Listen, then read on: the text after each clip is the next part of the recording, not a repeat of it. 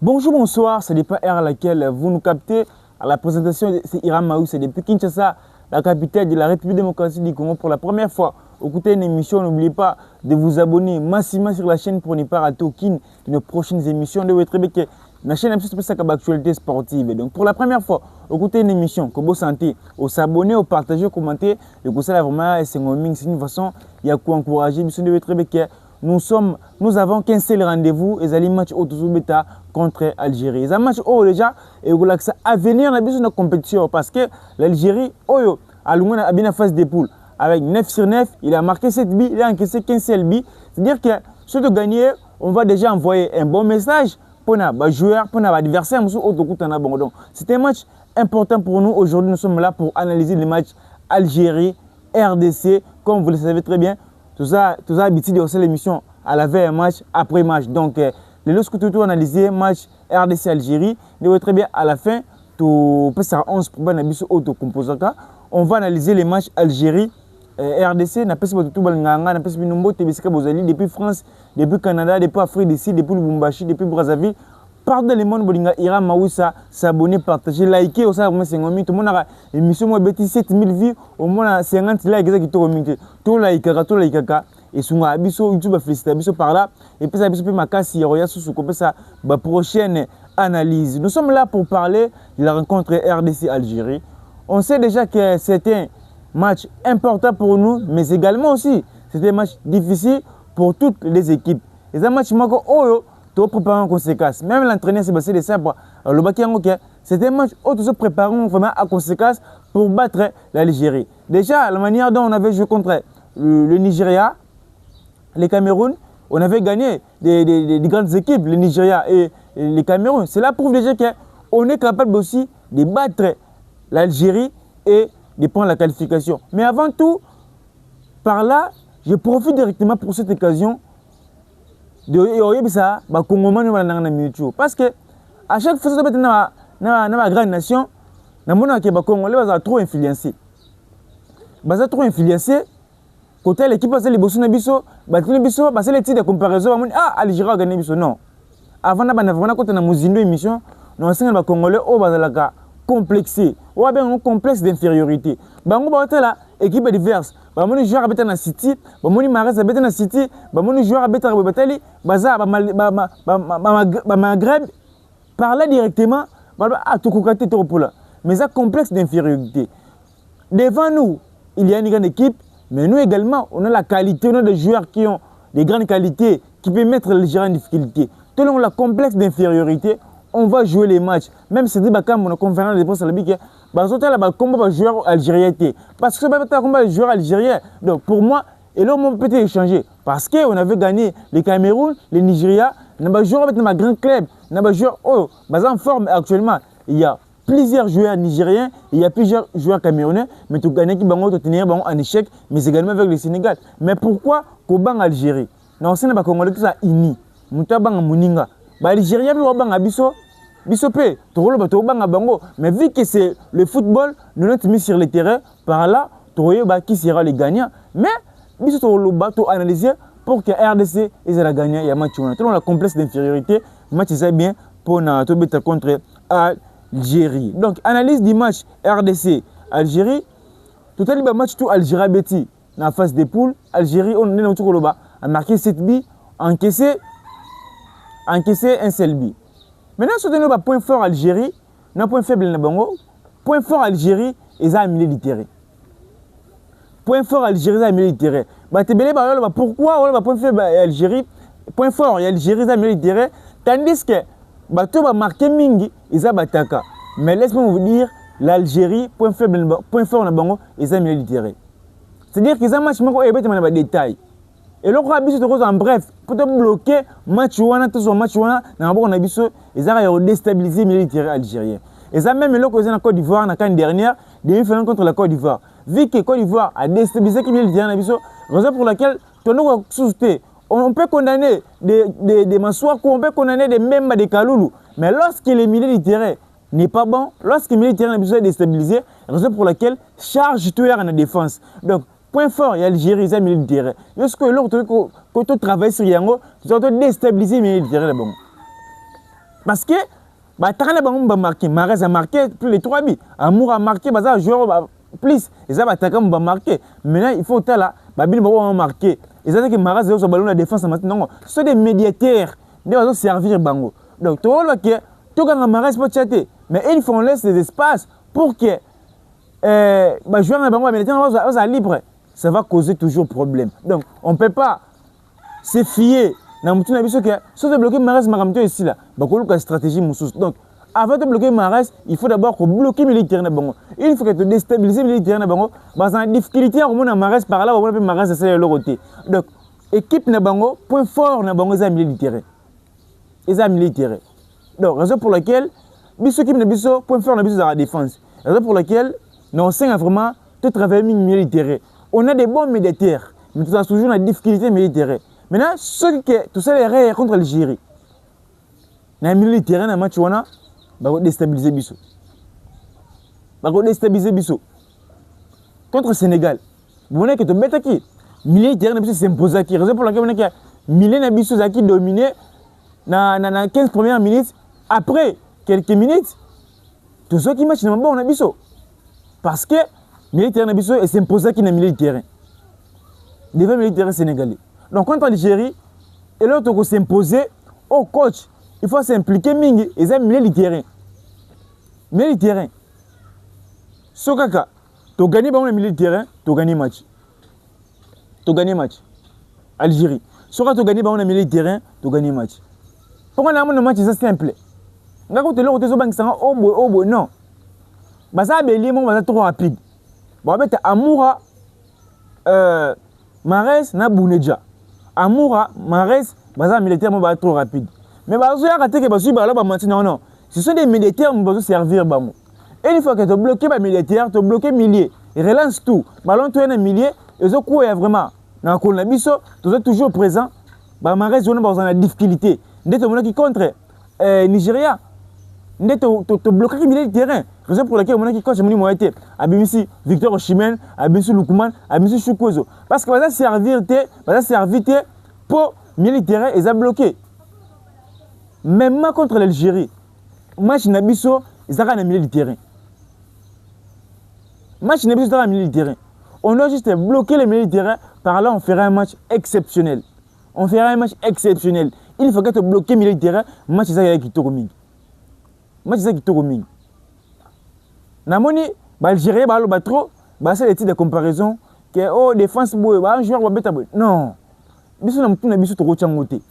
Parce que bango ba penser na ba star, na ba nini, mais nous les a collectif. Biso joueur, tout biso ba to na star moko te ba niveau oh so ya ndenge non.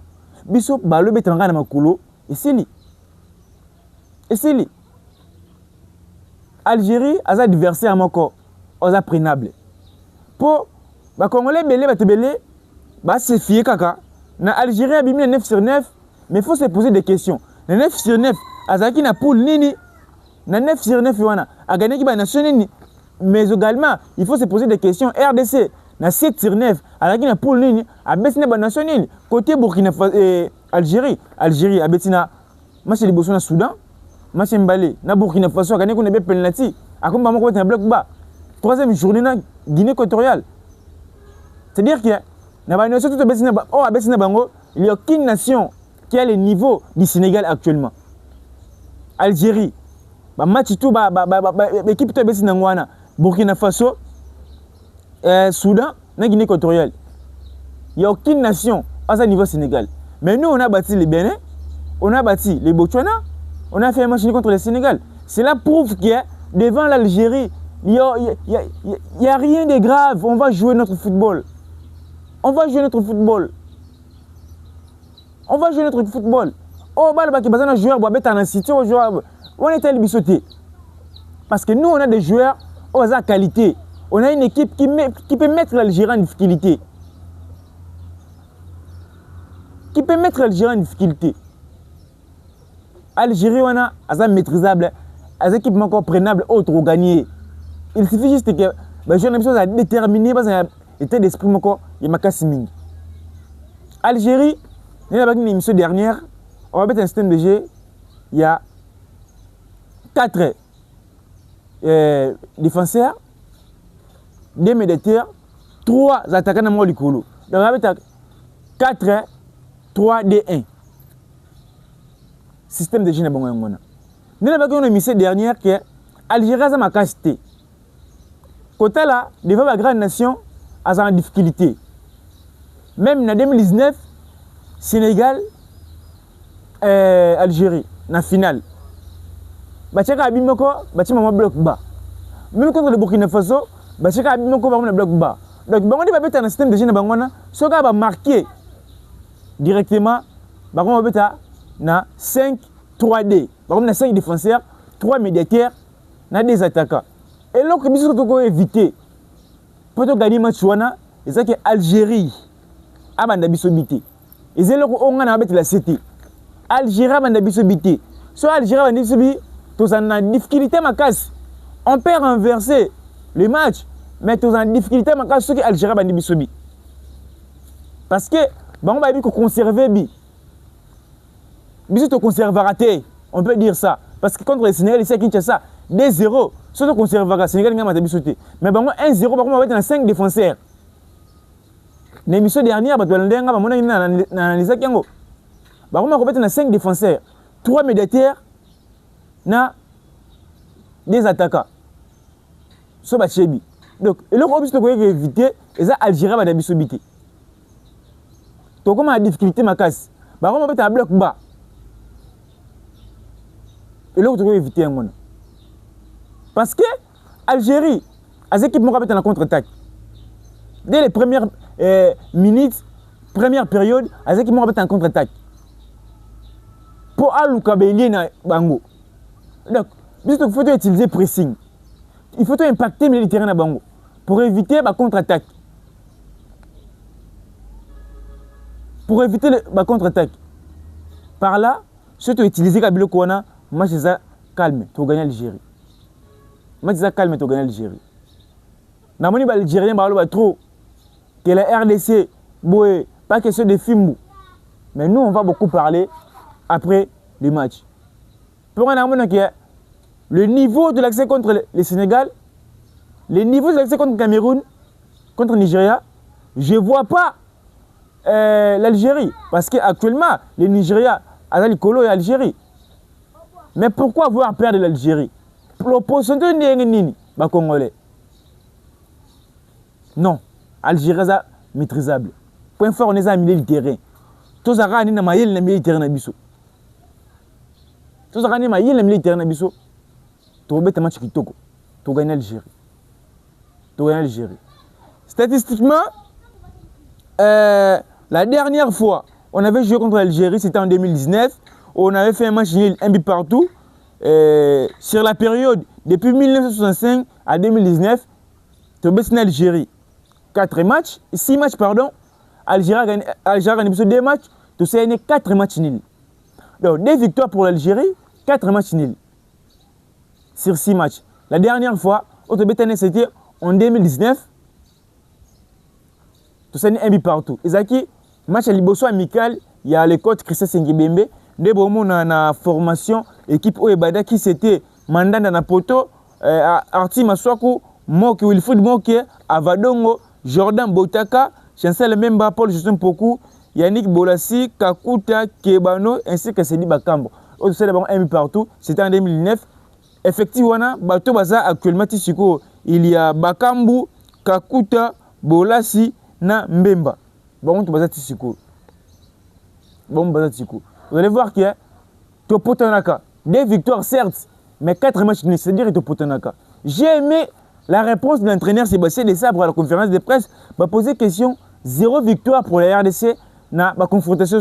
Il a bien répondu. Raison pour laquelle j'aime l'intelligence et la maturité. Il y a coach Sébastien Desabre. C'est un professionnel. Il a répondu que ce sont les anciennes statistiques, mais c'est un autre match. Une réponse simple. Parce qu'il m'a posé une question, 0 victoire pour la RDC, dans un match tout. À répondre de Békia, et ça, ancienne statistique. L'OB est un match moussous. Raison pour laquelle, les Congolais, il faut que statistique est raté. Même avant de jouer contre le Cameroun, tu vas gagner le Cameroun, tu vas gagner statistique. Statistique, et bien, t'as raté. Certes, statistique est contre gagnera, tout ça, la machine. Mais lorsqu'on joue un autre match, on ne peut pas se fier à la statistique qu'il y a. Parce que bon, ma bino moral. Même contre l'Égypte, contre l'Algérie, on ne peut pas se fier à la statistique. Même Sébastien Desabre a répondu bien que ce sont les anciennes statistiques. Contre l'Algérie, ça sera un autre match. Ils ont 8e de finale à Canesa, match Moussous. Jamais tu peux se fier dans la statistique à Kala. Jamais. Ce n'est pas la même génération. Ouais, ce n'est pas la même génération de ce n'est pas la génération de Moukou. Ce n'est pas la génération de Sadiki. Ou bien la génération de Moukao. C'est une nouvelle génération. On ne peut pas mettre dans nos têtes que pour gagner Algérie. C'est une mauvaise politique à Congo Bachar Namoutou. On est en scène statistique. Il faut que une équipe actuellement, c'est la grande question qu'on devrait se poser. Donc on ne peut pas se fier dans la statistique. Pour contre l'Algérie, ils ont match vraiment sur le terrain. Donc tout se fier dans la statistique. Tout se fier dans la statistique. Sur le terrain. J'ai vu aussi plus de 4 ou 3 joueurs algériens incertains pour un match. L'incertain, c'est là aussi, ils ont concerné Bissoté. Nous, on doit s'imposer notre jeu. Si nous avons la politique, on a 4 joueurs algériens, forfait contre les Bénin, plus les 5 joueurs algériens. Et contre les Bénin, plus les 5 joueurs titulaires. Il y a Bénin, parce qu'il forfait. Le match est le Bosso. Mais on avait beaucoup de difficultés de gagner le Bénin. C'est-à-dire que joueurs algériens, Azala ou pas, cela ne nous concerne pas. Nous, on doit s'imposer notre jeu et de jouer contre l'Algérie. C'est ça. Nous, on doit jouer contre l'Algérie. On va prendre un coup de Bazala. Et ça fait que tu gagnes, Bango. Parce que Benasser a quitté. La terrain, les Bango, situé en bas, certain. Avec un city, a quitté, raison pour laquelle va profiter. Binotou Bozala. Bozala, tu bêtes ce match. Bozala. Nous avons qui m'a match Bozala. Parce que l'Algérie, va mingi. Bazo maltraité Bisso. Moi, je suis RDC devant l'Algérie, il n'y a pas photo, mais je suis après match. Il n'y a aucun joueur qui a forfait. Il y a un joueur qui a confiant. Tu es confiant. Battre le Nigeria, battre le Cameroun et faire un match contre le Sénégal. Ce n'est pas une chose facile. Algérie, on vous attend. Boya Tobeta Ballon. Actuellement, il y a une seule pays. Il y a une seule nation, pardon. Une seule nation, une seule équipe africaine. Et au Sénégal, c'est juste la RDC. En 2025, le Sénégal a encaissé juste 6 billes, pardon. Le Sénégal a encaissé 5 billes. 2025, il a encaissé 5 billes, si je ne me trompe pas. En 5 billes, la RDC a marqué 3 billes. Le Brésil a marqué 2 billes. Il n'y a aucune nation qui a marqué Sénégal 3 billes en 2025. C'est quoi l'équipe est bon parce que le Sénégal, tu as un niveau parce que le Sénégal est au-dessus de l'Algérie. Donc l'Algérie, on va jouer. Moutakima. On a un joueur à forfait. Non, vous êtes bête des ballons. Ballon est bête mamakolo. Et ça te joueur à forfait, ça te bête. Ballon est bête ballon. Ma caméra c'est qui tourne au ming. Mais tout après, il n'y a aucun joueur forfait. J'avais vu que la publication a forfait, a blessure. Non, il est prêt à jouer. Marez sera Farah. Yawan Bissaka. Red Marez. Aza Farah. Yawan Bissaka. Match est vraiment qui tourne au ming. Préparation qui tourne au ming. Les joueurs va signer des entraînements. Nous savons bien, il n'y a aucun joueur blessé. On va jouer notre match et pour gagner l'Algérie. Maintenant, on va parler sur le 11 probable de la RDC. 11 probable contre l'Algérie. Pour moi, le code doit modifier premièrement les systèmes de jeu. Deuxièmement, les 11 de départ. Les 11 de départ. Parce que l'Algérie avait un système de jeu 4 défenseurs, 2 militaires, 3 1. Donc 4 2 3 1. Maintenant, pour s'imposer contre l'Algérie, parce que Pour te bloquer, match ou un match il faut s'imposer dans le milieu du terrain. Il faut s'imposer dans le milieu du terrain. Donc, match il faut s'imposer dans le milieu du terrain. Raison pour laquelle, pour moi, les coachs doivent changer le système de jeu. Il peut utiliser 4-3-1-D. Le coach peut utiliser 4-3-1-D. Pour moi, c'est la meilleure formation qui peut déstabiliser le milieu de terrain algérien. Pour moi, c'est la meilleure formation qui peut déstabiliser le milieu de terrain algérien. Par rapport à Nini, ceux qui ont 4 défenseurs, tous en a 3 militaires. Moko Liboso, puis il y a 2 avant-centres Batelemi. Raison pour laquelle, Ngana Rolinga, coach, a Telemi ça, la défense, na poto, pour donner directement les 11 de départ, coach a bête le passe. Le passe. Na poto, sorti Rebé, mais c'est le passe, sorti Fayoulou. Na défense, Tonzebe Mbemba, latéral gauche, Arsou Massok fait son retour, mais coach, je vous demande vraiment pardon, il faut titulariser Yoris Kaïb.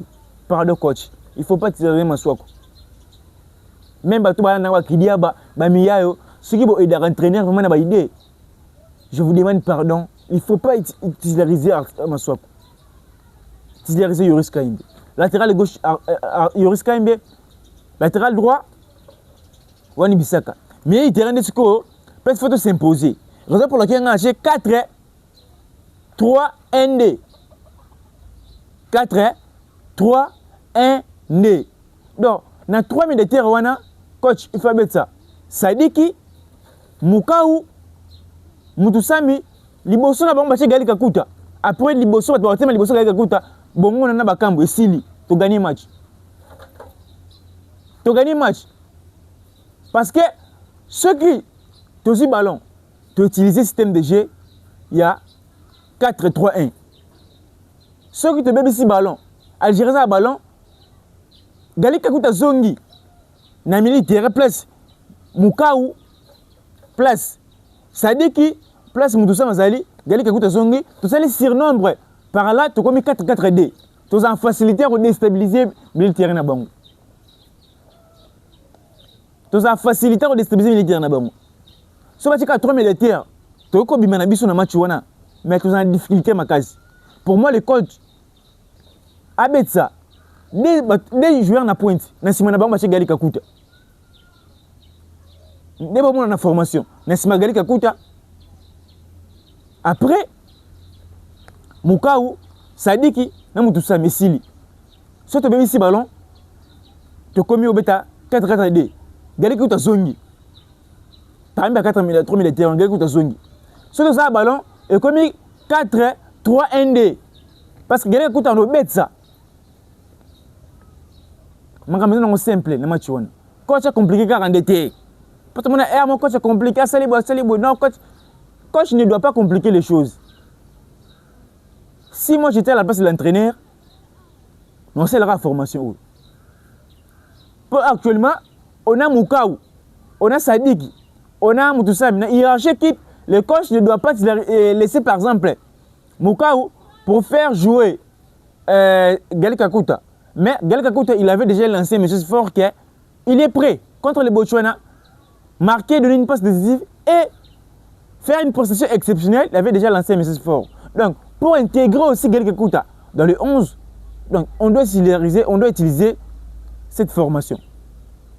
On doit utiliser cette formation. Gali Kakuta, à sa fort, on ne va pas se profondeur. Il frappe aussi. Ça va beaucoup nous aider. Parce que c'est le moment où on va jouer pour frapper. L'Algérien, si on arrive à marquer, à faire bouger, c'est là le centre. Il reste que c'est là le centre. Vous allez voir que tu as penalty. Tu as marqué, il y a coup de pied arrêté. Quand il y a fait des nations, tu as combien de coups de pied arrêté. Ce sont des choses qui permettent. Équipe peut côté de corner, centre. C'est une carte de bien. Donc, pas si trop. Gali qui face à un match. Parce que Gali qui a Algérie.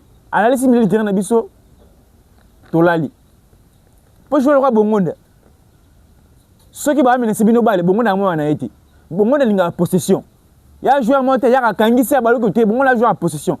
Si vous avez la possession, bon ballon, vous aussi, c'est un ballon, vous pouvez passe. Nous, Bongonda, tant que balle boy a dribbler à celle boy ce que muto salango ne me terrain biso vike la majorité ce sont des militaires récupérateurs Mouka c'est un récupérateur ça dit que c'est un récupérateur nous sommes des récupérateurs les mieux à faire c'est de mettre Kakuta maintenant la hiérarchie que le coach ne doit pas laisser par exemple Moukao ne doit pas laisser par exemple ça dit qu'il y a bien tout ça mais pour mettre Kakuta le mieux à faire c'est de changer le système de jeu Kakuta il faut abandonner Chiwana Kakuta il faut abandonner Chiwana donc on peut jouer avec 4-3-1-2 Neto maintenant na Madagascar na Orléans match amical Mbuko sana sima ya Zara sima ya nani ya Bakambu si je me trompe ça Bakambu na Banza au Banza ça débit Mbuko mon Neto betaka Mbuko ça meneur de jeu mais lorsque on est meneur de jeu purement offensif quelqu'un coûte pourquoi pas le titulariser match wana premièrement et c'est une expérience deuxièmement joueur aux mérité ici pour gagner match non c'est un coach a compliqué ma kambuke déjà la première période somni joueur aussi et ici mbaté bimisaï coach ça mususu bimisaï coach ça mutu mususu attaque 15 premières minutes coach ça mutu mususu mais ce que je peux ajouter encore tous en difficulté au ban match contre le Sénégal ici à Kinshasa nazaki na stade na moni que match bandi donc 10 premières minutes 15 premières minutes tu as toujours en difficulté après tu as balle bonne 20 boé tout de suite tu s'y relancer contre les Nigeria na 15 premières minutes mon enda beti biso raison pour laquelle chaque bi contre Cameroun 15 premières minutes contre Sénégal 15 premières minutes mon enda beti biso même contre les Bénin contre les Botswana tout ça difficulté à intégrer directement dans le match. Maintenant, le match, c'est un match, premièrement, soit arbitre sifflé à pied, tu continues mon risque de match. Et c'est que tu es l'Algérie, arbitre 15 premières minutes, Algérie, tout ce qu'il y a, arbitre 15 premières minutes, soit à tirer, par exemple, soit tu bouges les ballons, tu se relancer, il peut marquer Algérie, dans la 5e minute, bah, on va mettre un bloc bas, tu samboy. Donc, soit arbitre a sifflé pion, tu bannis mon match. Match bani maman ko et si 90 minutes soit prolongation 120 minutes sur arbitre c'est que toi c'est là non ba attaquer tant tu récupérer ballon 15 premières minutes c'est les cas après tu on a un match non tant de côté dans stade boé au hymne national au côté on a bien match arbitre quand on a sifflé bien match maman bandi et ça bon c'est que il y a ça la boé non c'est pas ça. Tout c'est la banque maintenant 15 premières minutes, 20 premières minutes, ou bien première mi-temps, Algérie, mais c'est biseau, deuxième mi-temps, tout s'est relancé. Non! On va commencer à jouer du début jusqu'à la fin. Tant qu'arbitre a sifflé plus, biseau bani match, et ben des souka. Et ça bon. Tout ce que l'Algérie tenté. Parce que quand profiter quand on a tout ce a marqué biseau bi, et que si l'Algérie a aucun défense, a dit que défense RDC, une grande nation. Donc, il faut éviter le Rwanda que tu encaissé à Liboso. Pour te remarquer, une fois que tu encaissé, Algérie a fait un masso, pas le quoi Matabiso. Par là, nous on doit profiter encore de marquer. Mais ce que l'Algérie a dit, je vous dis franchement, c'est difficile pour nous. Et là, tu dois éviter, en bref, Algérie a dit. Parce que moi, je sais qu'on a des joueurs de grande qualité. Oh, tu dois s'imposer de remettre contre l'Algérie. Moi, je sais bien. Tout ça confiant, uni. Tout le monde dit que Moutouba qui boit. Match est à 17h. Tout à match à 17h, je tout calme.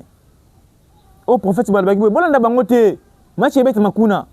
Bah, mais ça n'a pas martyr. Ah ouais. Moi, maintenant, Nigeria, na Cameroun, qualification barrage. Ceux qui ont un martyr, mais pour là. Na Maroc, on a pas prophétie na bangoté. Bah, aventurer pas en pamba. Bon, on a pas prophétie na bangoté. Nous, on va jouer le football comme il faut pour tout gagner Algérie, toutes les qualifications. Mais là, on a aussi un sous et ça, côté arbitre. Dans le bilan 3 fois, les dernières fois, dans le bilan.